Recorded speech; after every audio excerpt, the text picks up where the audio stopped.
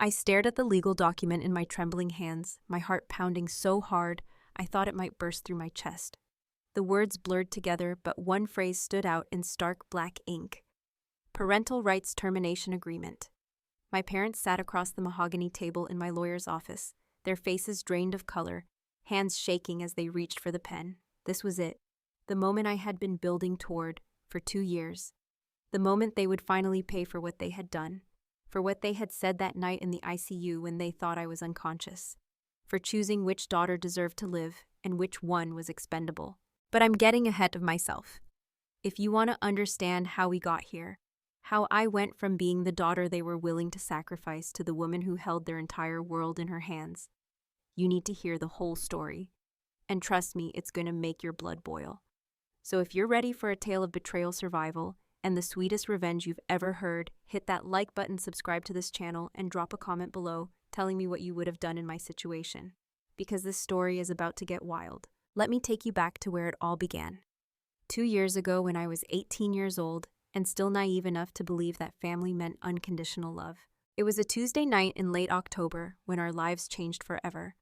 I was 18 studying for midterms while my 16-year-old sister Maya practiced violin in her room. She was the golden child recruited by Juilliard, the one who made our parents glow with pride. I was just Chloe, the responsible one working part-time to help with bills while Maya pursued her dreams. I loved my sister. I would have done anything for her. I just didn't know I would literally be asked to die for her. The smell of smoke woke me. Acrid and wrong. Orange light flickered under my door. Then I heard Maya scream a sound of pure terror that launched me out of bed. I didn't think. I just moved. The hallway was hell. Flames consumed the walls, black smoke choked the air. I dropped to my hands and knees, crawling toward Maya's room as the carpet burned beneath my palms. Her door was closed. I kicked it once, twice, 3 times until it flew open. Maya was trapped at her stuck window, her face streaked with soot and tears. I grabbed her arm and dragged her toward the door. We had seconds before this house became our tomb. That's when I heard it. Thunder, the end of the world. A burning ceiling beam 6 feet long and thick as a telephone pole, breaking free and falling straight toward Maya. Time crystallized. I saw every flame licking the wood, every chunk of plaster falling like deadly snow. I shoved Maya backward with everything I had, sending her sprawling to safety. The beam crushed my left leg, pinning me to the floor. The pain was beyond anything I'd ever imagined. Burning wood pressed into my shin, and I screamed an animal sound I didn't recognize. Through the agony, I saw Maya above me trying to lift the beam. It wouldn't budge. The floor groaned, starting to collapse. Flames roared below us. I grabbed her wrist. "Go, get out, now! I'm not leaving you," she sobbed. The floor sagged another inch. "Maya Elizabeth Turner, you get out of this house right now.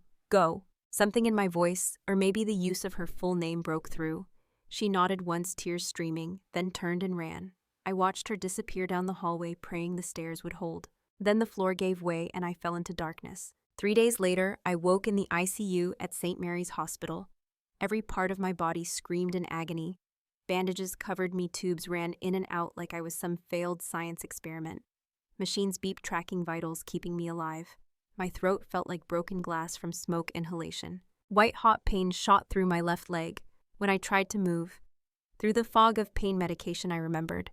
The beam, the fire, Maya. Then I heard it. The mechanical rhythm of a ventilator. My room was separated from the next by a frosted glass partition. I could see the outline of a hospital bed, machines, a small figure. Maya. Alive. Right there, just feet away. Relief hit me so hard I started crying, which hurt because my face was burned too. But I didn't care. Maya was breathing. That was all that mattered. I drifted in and out of consciousness. When I next became aware, evening light filtered through the window. Voices. My parents. I recognized my father's deep rumble, my mother's higher pitch. They were in Maya's room talking to someone, a doctor. I tried to call out but only managed a croak. So I listened, imagining the reunion we'd have. Mom crying and hugging me. Dad squeezing my hand, telling me how proud he was. Us brought closer by tragedy. I was so stupid. The frosted glass partition muffled voices but didn't block them. Medical jargon at first. Lung function, oxygen saturation, prognosis. Then my father's voice changed, grew cold. "Dr. Evans, be straight with us. What's the reality here? Dr. Evans spoke carefully. Both daughters are in serious condition. Maya's smoke inhalation is severe. She's on the ventilator for some time. Chloe has third-degree burns on her leg, second-degree on her arms, and face smoke, inhalation compound fracture. Both face months of recovery, multiple surgeries, extensive physical therapy. And the cost, my father's voice was tight. $800,000 to $1 million, possibly more with complications. The silence was deafening. Then my mother sobbed. Not relief that we were alive. Despair at financial ruin. We don't have that, my father said harder now. The fire destroyed our house. We're underinsured. Our savings went to Maya's violin training competitions, her college fund. We have maybe $50,000 left. There are payment plans, financial assistance, charity care, Dr. Evans offered gently. For both girls, my father's voice sharpened. Or do we have to make choices? I felt punched in the stomach. My mother's voice came thick with tears, but underneath calculating. Doctor, if we had to prioritize, if we couldn't afford equal treatment, what would you recommend? No, they couldn't be saying this. Dr. Evans sounded uncomfortable. Mrs. Turner, both daughters deserve the best care we can provide. But if you had to choose, my father pressed.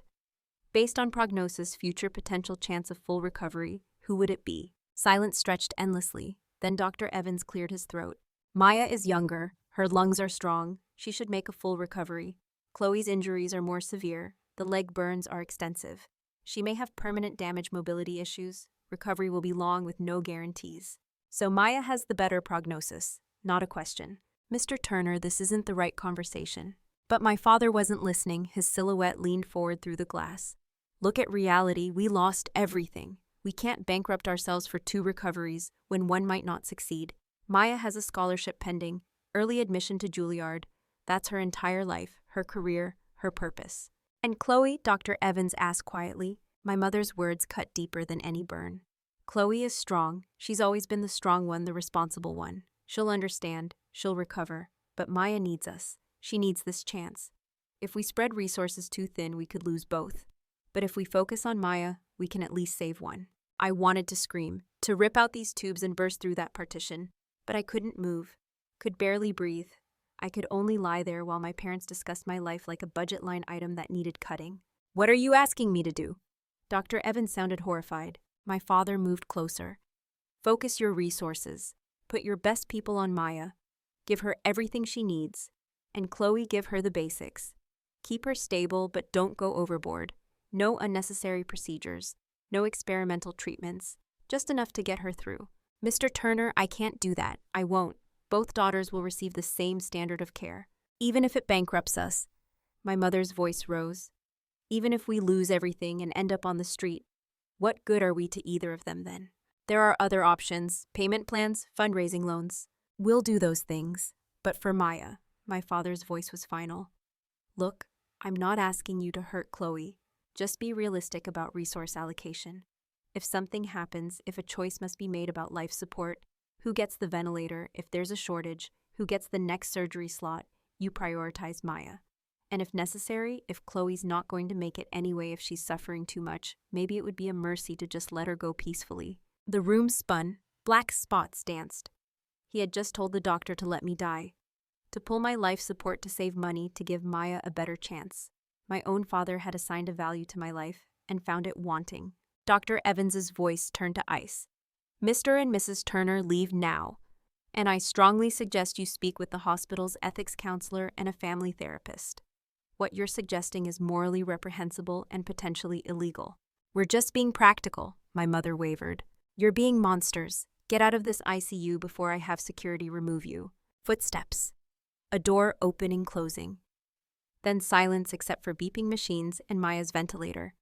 I lay there staring at the ceiling, my entire world pulled out from under me.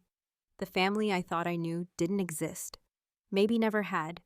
Maybe this was who they'd always been, and I'd been too blind to see it. I bit down on my lip until I tasted blood, using physical pain to keep from screaming.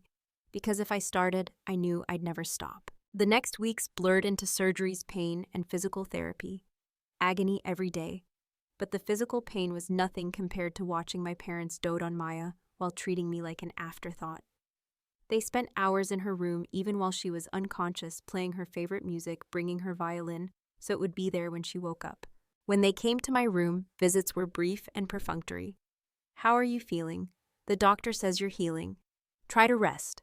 Never an apology, never acknowledgement of what I'd done for Maya, how I'd saved her life at the cost of my own well-being, never any indication they knew I'd heard their conversation with Dr. Evans. I didn't tell them I knew. Some instinct for self-preservation kept me quiet. I played the dutiful daughter, the strong one who would always be fine. And while I played that role, I watched. I listened. I learned exactly who my parents really were. Maya woke 2 weeks after the fire. I heard the commotion in her room. Joyful cries from my parents. Doctors congratulating her. No one came to tell me. I pieced it together from sounds through the partition. My little sister was awake and recovering, and no one thought to share that news with me. Later that day, a nurse finally brought Maya to see me in a wheelchair. She looked small and fragile, oxygen tubes in her nose, a hospital gown swallowing her thin frame. But she was awake and alive, and that was all that mattered. When our eyes met, she started crying. "Chloe," she whispered, "they told me what you did. You saved my life." I tried to smile, but my face hurt too much. "Of course I did. You're my little sister." She wheeled closer and grabbed my hand, holding it like a lifeline. "I'm so sorry. I'm so sorry you got hurt. This is all my fault." "Don't," I said firmly. "Don't you dare blame yourself. This was an accident, a terrible accident. I'm just glad you're okay." But even as I said those words, I wondered, was it really just an accident? Or had Maya been careless? I immediately felt guilty for even thinking it, but the thought was there, now planted like a seed. Our parents hovered in the doorway, watching this reunion, with expressions I couldn't read. Satisfaction, relief, or just calculation about how this moment might look when they started their inevitable fundraising campaign. I was right to be cynical. Within days, my mother had set up a GoFundMe page. "Help the Turner family rebuild after devastating fire," it was titled. The description was heart-wrenching. Photos of Maya looking fragile and beautiful in her hospital bed. Photos of our burned house. A detailed description of Maya's promising future as a violinist, her scholarship, her talent, her dreams. There was one photo of me small and off to the side, with a caption that read, "Both daughters were injured, but we're grateful that Maya is showing signs of a strong recovery." That was it. That was the sum total of my existence in their narrative. An afterthought, a footnote to Maya's story. The donations poured in, $10,000, $20,000, $50,000, people from our community, people we had never met. Strangers touched by the story of a talented young girl whose dreams were almost stolen by tragedy. My mother updated the page religiously, posting photos and updates about Maya's recovery.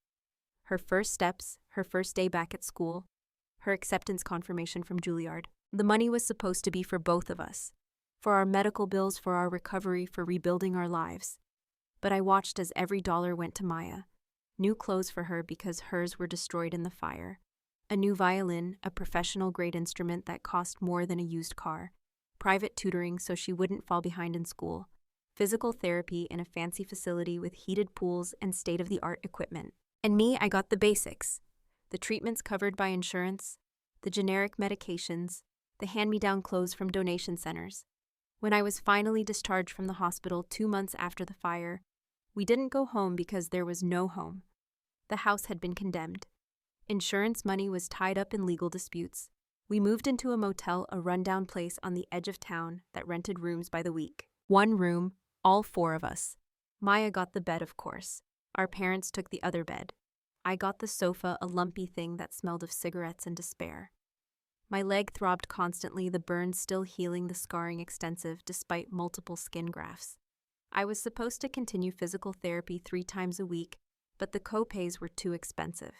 So I did exercises at home following photocopied sheets the hospital therapist had given me, pushing through pain that made me want to vomit. I had to watch as Maya was pampered and coddled, while I was expected to just deal with it. "You're the strong one," my mother would say when I winced changing my bandages. "You've always been so resilient." As if being resilient meant I didn't deserve compassion or care. As if being strong meant I wasn't allowed to hurt. The worst part was the social media. My mother had always been active on Facebook, but after the fire, she became obsessive. Multiple posts a day, all about Maya. So proud of my brave girl for facing another day of physical therapy.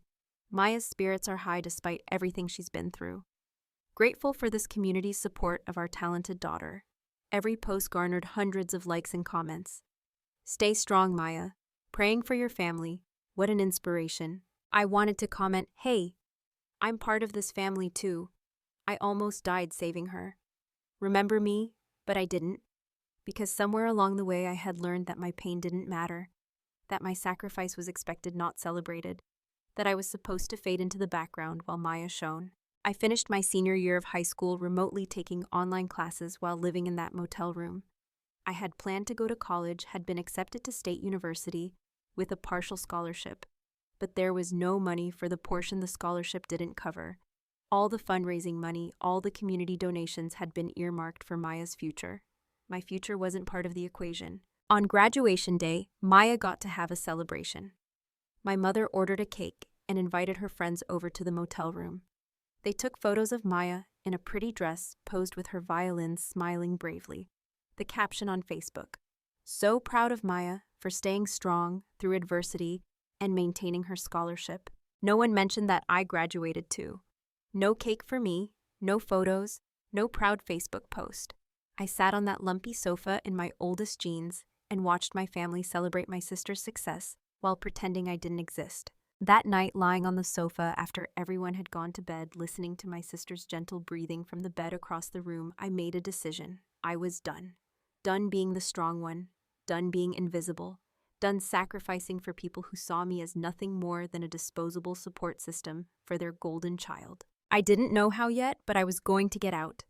I was going to build a life of my own, and I was never ever going to let anyone make me feel worthless again. The next morning, I left the motel before anyone woke up.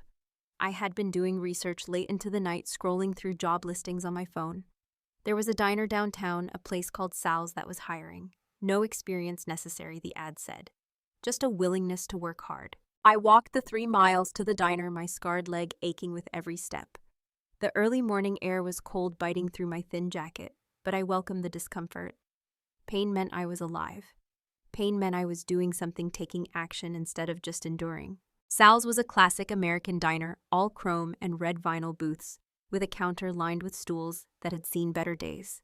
The place smelled like coffee and bacon and possibility. I pushed through the door, setting off a cheerful bell, and approached the counter where a man who had to be Sal himself was wiping down the surface. He looked up at me with dark, kind eyes and a weathered face. Late 50s, maybe early 60s, with salt and pepper hair, and the thick forearms of someone who had spent a lifetime in physical work. "Help you, sweetheart." "I'm here about the job," I said, trying to sound confident despite my racing heart. "The ad said you're hiring." Sal looked me up and down, taking in my cheap clothes, my scarred arms visible despite my attempts to hide them, the way I was favoring my left leg. Most people looked at me with pity these days, but Sal's expression was different. It was assessing, yes, but not judgmental. He was measuring something in me that had nothing to do with my appearance. "You ever worked in a restaurant before?" he asked. "No, sir, but I'm a fast learner and I'll work harder than anyone you've ever hired." One corner of his mouth quirked up. "That's a bold claim. What makes you so sure?" I met his eyes directly. "Because I have something to prove, and I have nowhere to go but up." Sal studied me for a long moment, then he nodded slowly. "All right, you start tomorrow 6 a.m. Don't be late." Relief flooded through me so intensely that my knees almost buckled. Thank you so much. You won't regret this." "I better not," he said, but his tone was warm. "What's your name, kid?" Chloe Turner." "Well, Chloe Turner, welcome to Sal's. Now get out of here and get some rest. 6 a.m. comes early." I practically floated back to the motel. For the first time in months, I felt something other than pain and resentment. I felt hope. This job was just the beginning. I would save every penny. I would build my own future, brick by brick, dollar by dollar, until I had created a life that was entirely mine. When I got back to the motel room, my mother barely looked up from her phone. She was scrolling through Facebook, probably reading comments on her latest post about Maya. "Where have you been?" "Getting a job," I said. That got her attention. She looked up, frowning. "A job, Chloe? You need to focus on your recovery. And besides, we need you here to help with Maya." "Maya is fine," I said, keeping my voice level. "She has you and Dad waiting on her hand and foot. I need to support myself. I start tomorrow." My father lowered his newspaper. "What about your physical therapy?" "I'll manage," I said. The co-pays were too expensive anyway, remember? The dig landed. My mother flushed, and my father looked away. They knew exactly what I was referring to. All that fundraising money that never seemed to make its way to my treatments.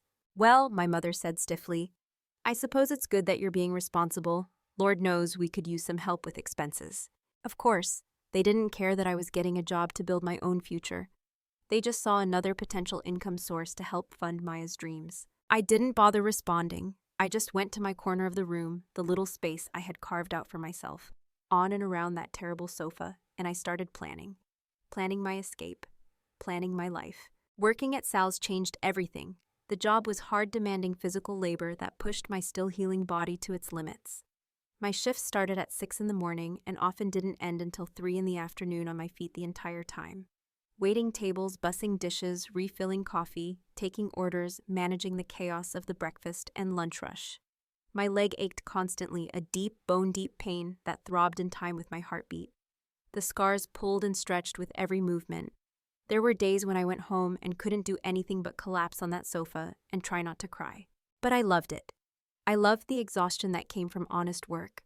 I loved the regulars who learned my name and left extra tips. I loved the rhythm of the diner, the organized chaos, the camaraderie with the other staff. And most of all, I loved Sal. Sal wasn't just my boss. He became my mentor, my confidant, my surrogate father. He saw past my scars and my limp and my secondhand clothes. He saw me. The real me. The Chloe who was smart and capable and worthy of investment. It started small. He'd give me the better sections, the tables with the big tippers. He'd let me take home leftover food at the end of the shift, so I didn't have to spend my meager earnings on groceries. When he noticed me struggling with a particularly difficult customer, he'd step in, smoothly handle the situation, then pull me aside after and teach me. People skills, Chloe, he'd say. That's the secret to success in this business. Half of service is the food. The other half is making people feel seen and valued. I soaked up every lesson like a sponge. And gradually I started to change. The defeated invisible girl who had left that hospital began to fade. In her place emerged someone stronger, someone who refused to be overlooked. 3 months into my job, Sal called me into his office after my shift. The office was a tiny cluttered space behind the kitchen, barely big enough for a desk and 2 chairs. He gestured for me to sit, and then leaned back in his chair, studying me with that same assessing look he'd had the day we met. Chloe, I've been watching you, he said. You're good at this, real good. You've got instincts most people never develop. You read customers, you anticipate needs, you handle pressure. But more than that, you've got something driving you, a fire. I didn't know what to say, so I just nodded. You planning on doing this forever? He asked. Waiting tables? No, sir, I said honestly. I mean, I'm grateful for this job, don't get me wrong. But eventually I want more. I want to go to college, study business, maybe open my own restaurant someday. Sal smiled, a real genuine smile that crinkled the corners of his eyes. Good, that's the right answer. You know what I'm going to do? I'm going to teach you this business from the ground up. Not just waiting tables, everything. Inventory ordering, scheduling, bookkeeping, dealing with suppliers, managing staff, all of it. You work for me, you learn for me, and when you're ready, I'll help you get to where you want to go. I felt tears prick my eyes. This man who had known me for 3 months was offering me more support than my own parents had given me in 18 years. Why would you do that for me? Sal leaned forward, his expression serious. Because I see potential in you, kid. And because somebody did the same for me once when I was young and struggling. This is how it works. We lift each other up. We pass it on. Besides, you remind me of my daughter. You have a daughter. I had never heard him mention family. His expression grew sad. She died 5 years ago. Car accident. She was about your age, full of fire and dreams just like you. So yeah, maybe I'm being selfish. Maybe helping you helps me feel like I'm doing right by her memory.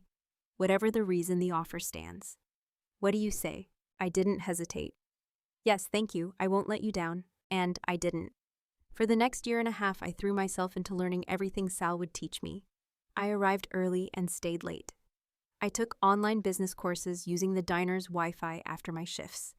I saved every penny I could, building a nest egg that I hid in a bank account my parents didn't know about. I started to develop a vision for my future, something concrete and real instead of just a vague dream of escape. Meanwhile, Maya's star continued to rise. She graduated high school with honors, her speech at graduation featuring prominently on my mother's Facebook page, with hundreds of congratulatory comments. She was featured in the local newspaper, the talented young violinist who overcame tragedy. She gave interviews where she talked about the fire, about her recovery, about her dreams of performing at Carnegie Hall someday. She never mentioned me, or if she did, it was in passing. My family has been so supportive. Never my sister saved my life. Never Chloe gave up everything for me. I was erased from the narrative, airbrushed out like an unwanted detail in a carefully constructed image. And my parents basked in her reflected glory. Every achievement of Maya's was theirs, every award, every accolade, every Instagram post showing her performing at some prestigious event.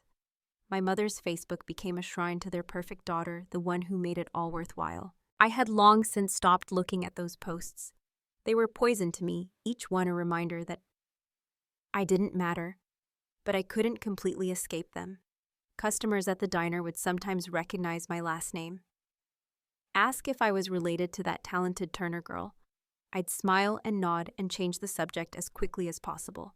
It was around the 2-year mark, just after my 20th birthday, that everything changed. I was doing the closing shift at the diner, wiping down tables and stacking chairs when my phone rang.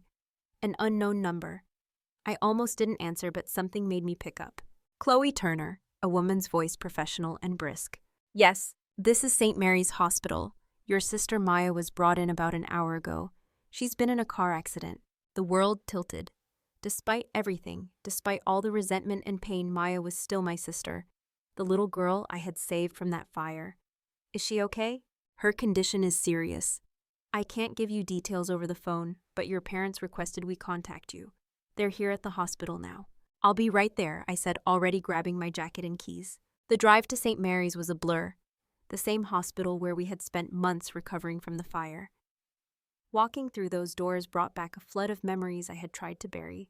The smell of antiseptic, the sound of machines, the phantom pain of burns that had long since healed. I found my parents in the surgical waiting room, looking older and more haggard than I remembered. My mother's perfectly maintained appearance had crumbled. Her makeup was smeared, her hair disheveled. My father sat with his head in his hands, shoulders slumped. They looked up when I approached. For a brief moment, I saw something like relief in my mother's eyes. Then it was gone, replaced by her usual cool distance. What happened? I asked. She was at a party, my father said, his voice hollow. One of those college parties. Someone was driving drunk, T-boned Maya's car on the driver's side. She has internal injuries, massive internal bleeding. They're operating now. I sank into a chair, my legs suddenly unable to hold me. Is she going to be okay? We don't know, my mother whispered. They said the next 48 hours are critical.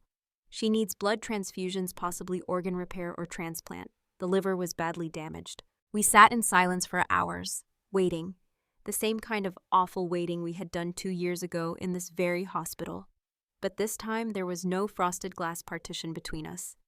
This time I was very much awake and aware as my parents showed their true colors once again. Around midnight, a surgeon emerged, still in scrubs, looking exhausted. We all jumped to our feet. Mr. and Mrs. Turner, he said. I'm Dr. Patel. Maya is out of surgery.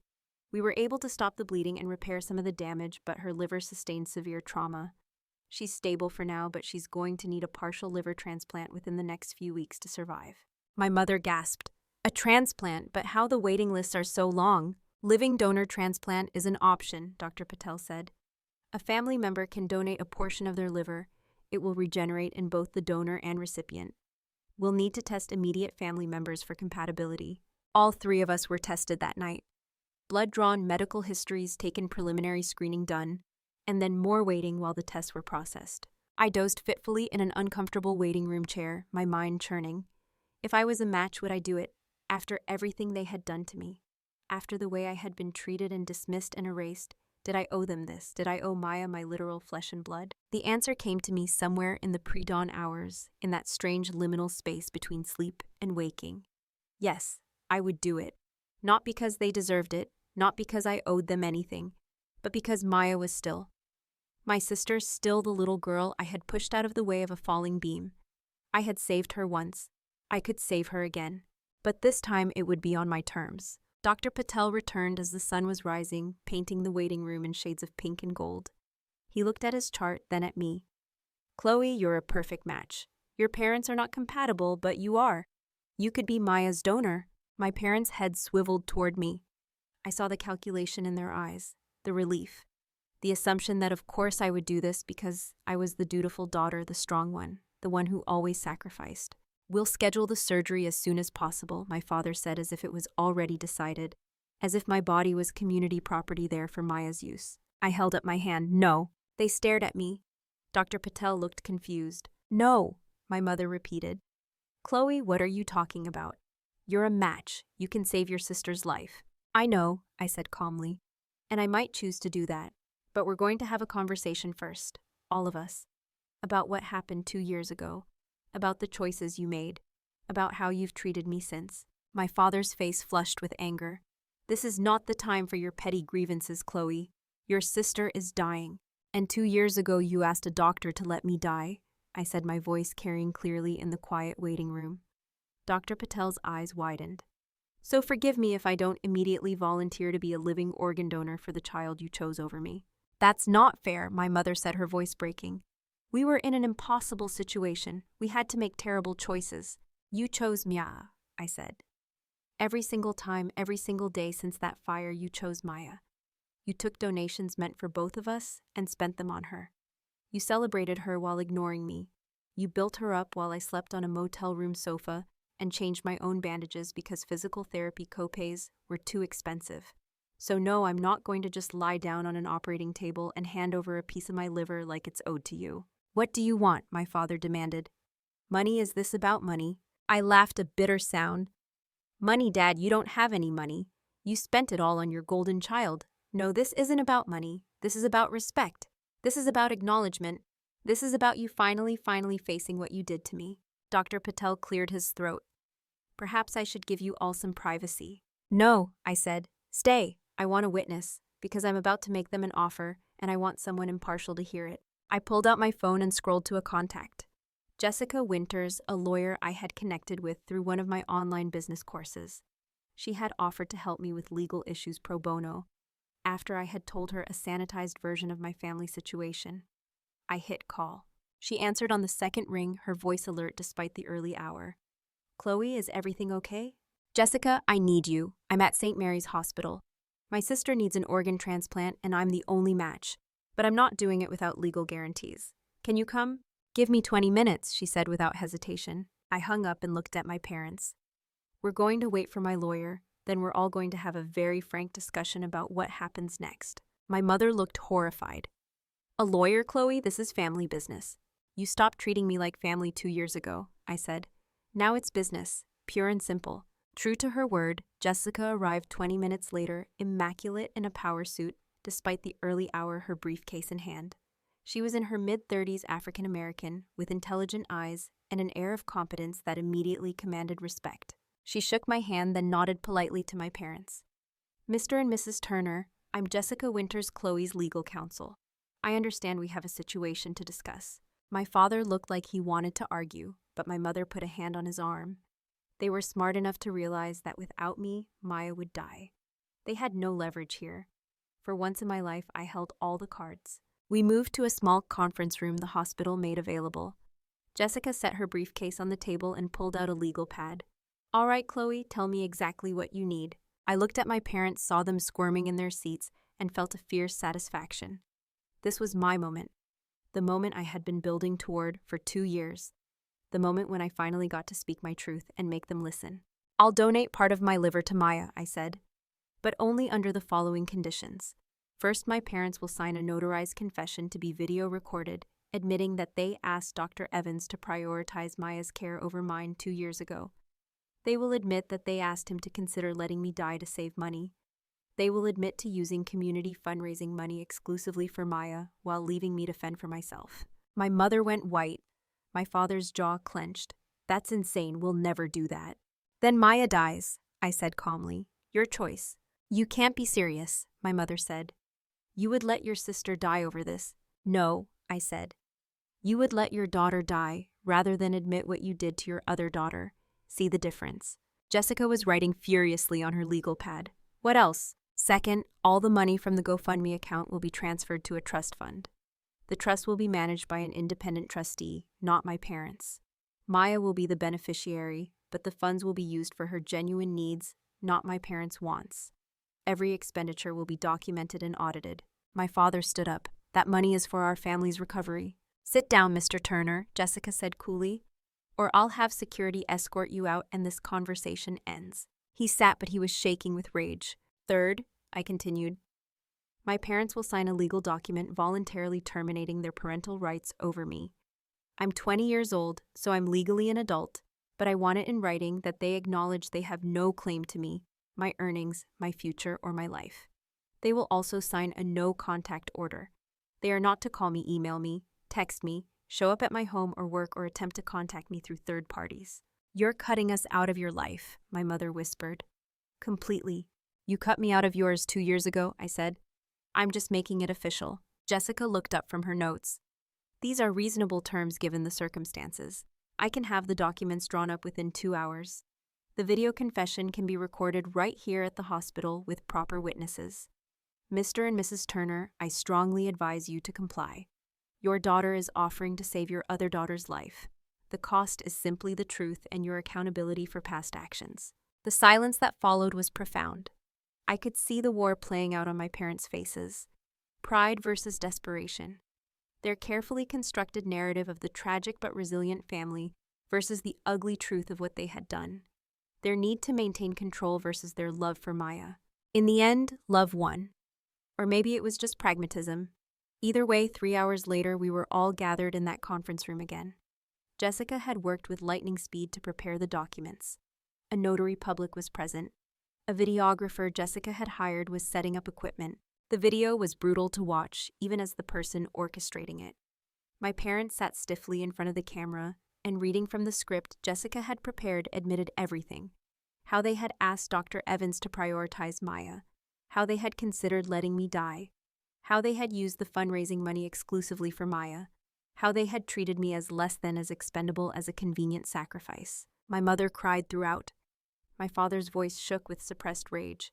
But they said the words, all of them, and the camera captured it all. Then came the documents, the trust arrangement for Maya's fund, the termination of parental rights, the no-contact order. My father's hand shook so badly as he signed that he could barely hold the pen. My mother signed with tears streaming down her face. When it was done, Jessica gathered all the documents, made copies, and handed me a full set in a manila folder. "These are legally binding," she said. "You're free, Chloe, completely free." I looked at my parents, these people who had given me life, but had been willing to take it away when it became inconvenient. I felt a strange mixture of emotions. Anger, yes. Hurt, absolutely. But also something else. Something like pity. They had sacrificed one daughter for another and ended up losing both. "I'll do the surgery," I said. "Schedule it as soon as possible. But understand this. After today, I'm not your daughter. Maya is not my sister. You're strangers to me. When this is over, I never want to see you again." The surgery was scheduled for 3 days later, giving me just enough time to recover from the initial testing and prepare mentally for what I was about to do.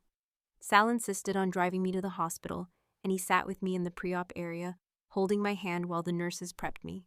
"You're doing a good thing, kid," he said. "Even after everything they did, you're still choosing to save her life. That takes real strength. Or stupidity," I said, trying to make light of it even though I was terrified. Not of the surgery itself, but of what came after. Of what it meant to cut my family out of my life completely. "Not stupidity," Sal said firmly. "Honor. You're honoring who you are, who you want to be. You're not letting their actions turn you into someone bitter and small. That's strength, Chloe. Real strength." They wheeled me into the operating room, and the anesthesiologist placed a mask over my face. As I counted backward from 10 and felt consciousness slipping away, my last thought was of Maya. I hoped she would be okay. I hoped she would understand someday the full extent of what I had done for her. Not just the liver, but everything. The beam that crushed my leg. The years of invisibility. The final gift of freedom from parents who loved conditionally. I woke up in recovery, groggy and in pain, but alive. The surgery had been successful, they told me. Maya was in recovery too, her body already accepting the transplant. We would both heal, we would both live. But we would do it separately. I was discharged 4 days later. Jessica picked me up, driving me not to the motel where my parents still lived, but to Sal's house. He had insisted I stay with him during my recovery, setting up his spare bedroom with everything I might need. He took care of me like I was his own daughter, bringing me meals, helping me to the bathroom, making sure I took my pain medication on time. And in those quiet days of healing, Jessica worked her magic. The confession video, through a carefully orchestrated leak that couldn't be traced back to us, made its way onto social media. It went viral within hours. My mother's carefully cultivated Facebook presence, her image of the devoted mother supporting her talented daughter, imploded overnight. The comments were savage. People who had donated to the GoFundMe demanded their money back.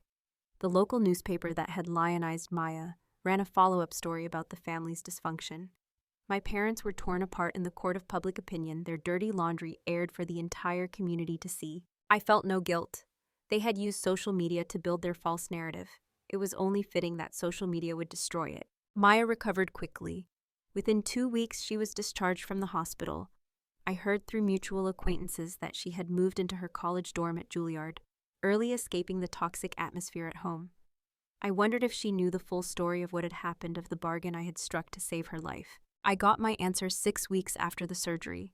I was back at work at Sal's, moving a bit slower than usual, but functional when Maya walked through the door. She looked different, thinner, older sadness in her eyes that hadn't been there before. She stood in the doorway for a long moment, just looking at me.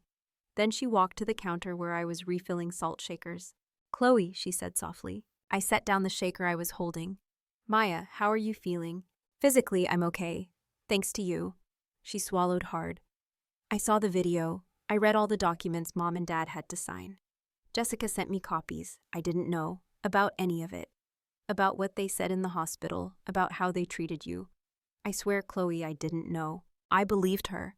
Maya had been unconscious through most of my nightmare, and my parents would never have told her the truth." "It's not your fault," I said. "But it is," she insisted, her eyes filling with tears. "I let them make me the center of everything. I let them spend all that money on me. I let them tell that story where I was the hero, and you were just a footnote. I accepted it all without questioning where it came from or what it cost. I'm so sorry, Chloe. I'm so sorry." I felt something crack inside me, some wall I had built up to protect myself.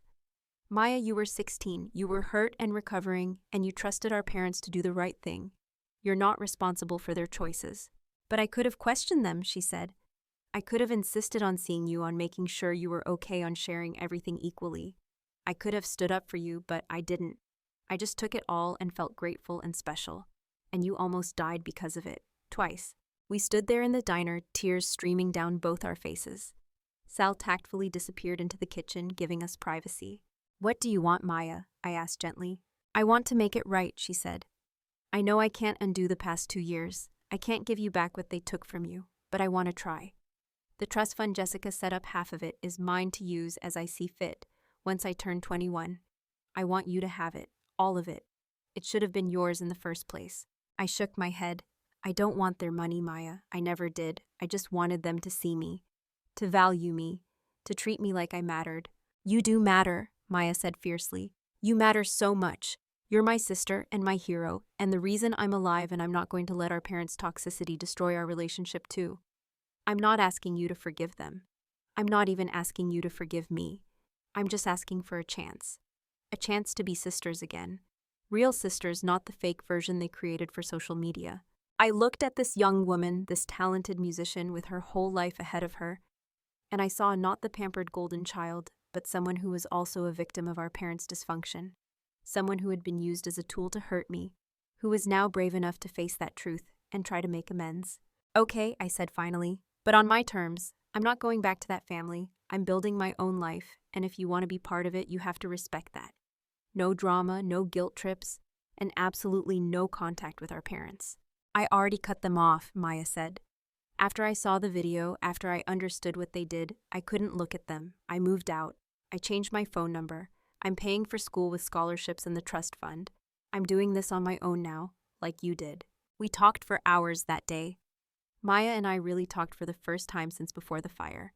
We cried, we laughed, we mourned the family we should have had, and began to build the relationship we could still have. It wasn't easy. Trust doesn't rebuild overnight, especially when it's been shattered so completely, but we started. And that was something. The next 2 years transformed my life in ways I never could have imagined. With Sal's continued mentorship and Maya's unexpected but genuine support, I thrived. I saved aggressively, putting away every penny I could spare. I completed my online business degree. I learned every aspect of running a restaurant, from sourcing ingredients to managing staff to balancing the books. And when Sal announced at 70 that he was finally ready to retire, he made me an offer that took my breath away. "I'm selling Sal's," he said one evening after we had closed up for the night.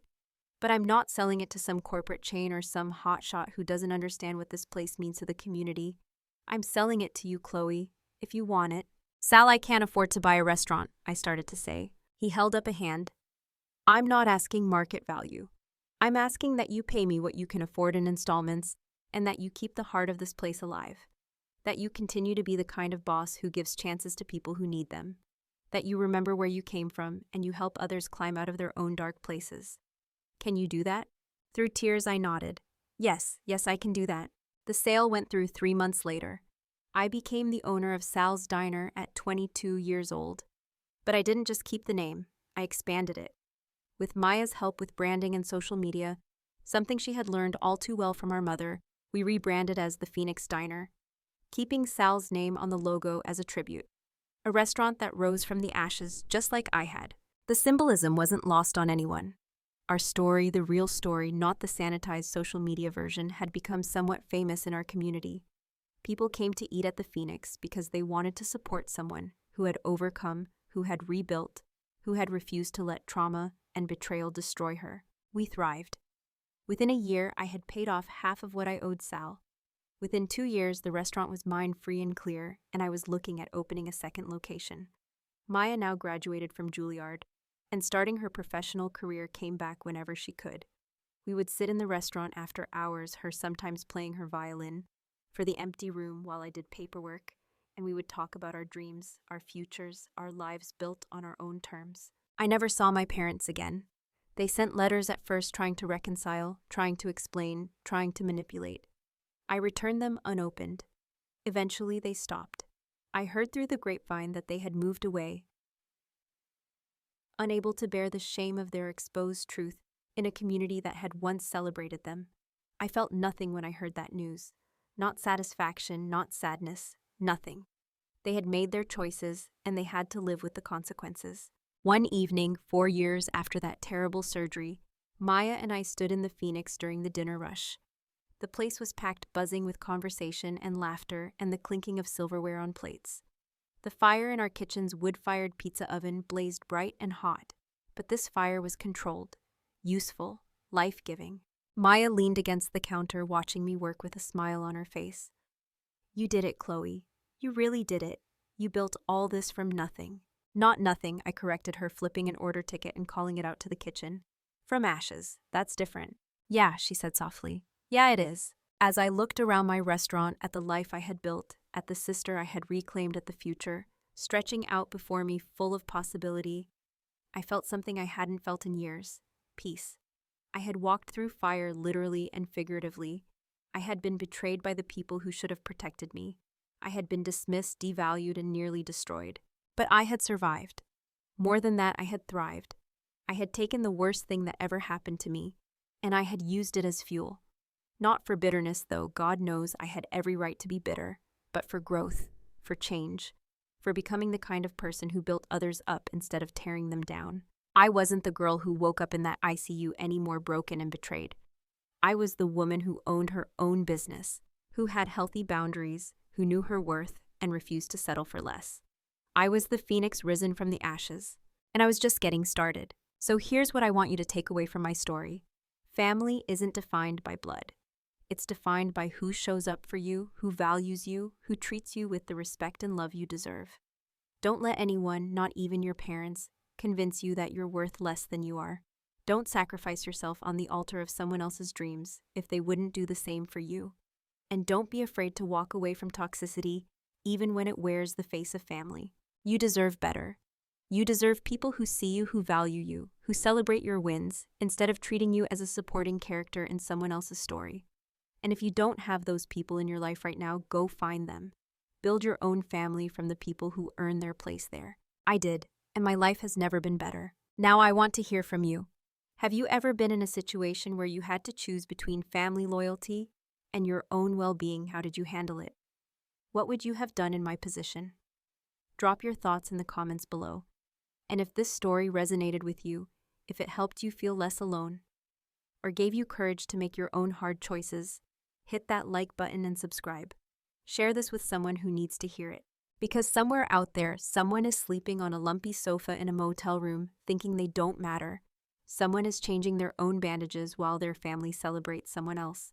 Someone is questioning whether they deserve better. This is for them. You do deserve better. You matter. You're worth fighting for.